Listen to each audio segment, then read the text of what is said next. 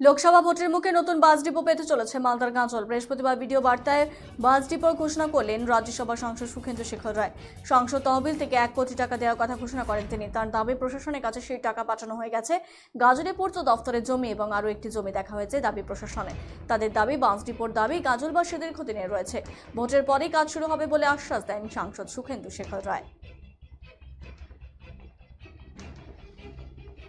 আমি রাজ্যসভার সাংসদ সুখেন্দু শেখর রায়, মালদার ভূমিপুত্র।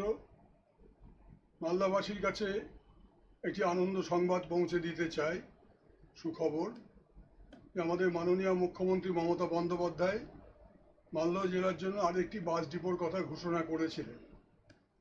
তার সেই কথা অনুযায়ী আমার সাংসদ তহবিল থেকে 1 কোটি টাকার সুপারিশ করি এবং সেই 1 কোটি টাকা মালদায় বাস ডিপো তৈরির জন্য মালদা জেলা প্রশাসনের কাছে ইতিমধ্যে পৌঁছে গেছে।